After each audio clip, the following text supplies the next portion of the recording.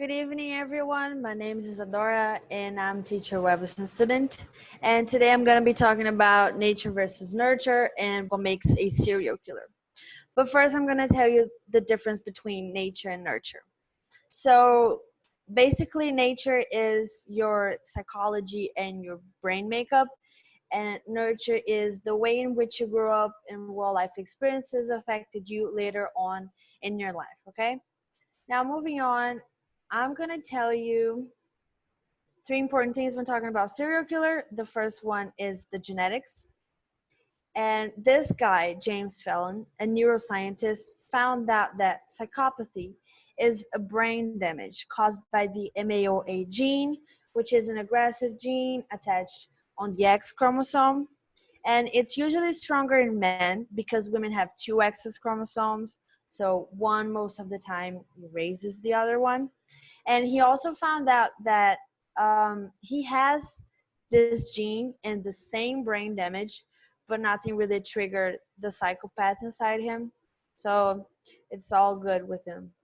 Now, the second one is family. And this, depending on the education you had, it causes impacts later on in your life, just like the traumatic events, okay?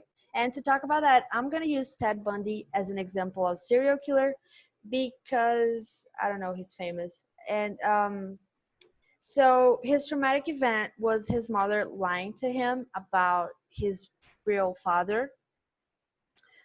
Um, and after that, his mission in life was to torture and humiliate women. And he killed around 30 before being arrested. So, yeah, it's a big deal.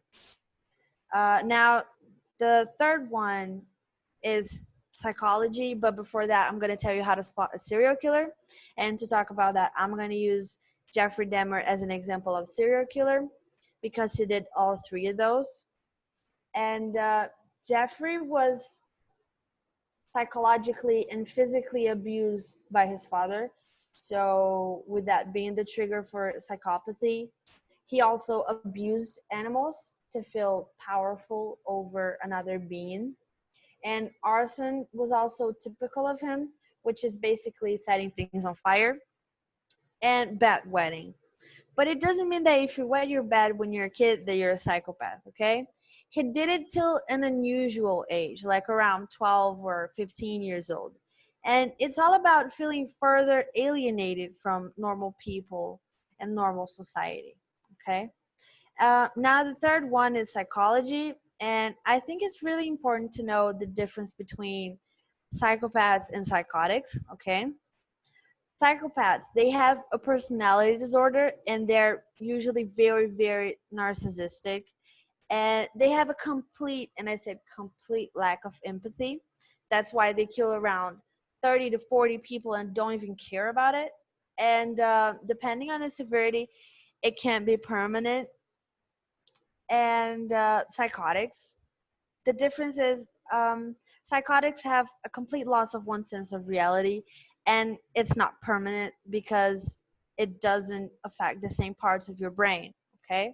So now, the last but not the least, what makes a serial killer? Is it nature? Is it your brain makeup or your psychology, or is it nurture, the way in which you grew up and what life experiences affected you later on in your life? So the answer is actually pretty simple. It's a mixture of the two of them. And yeah, that's it. Thank you.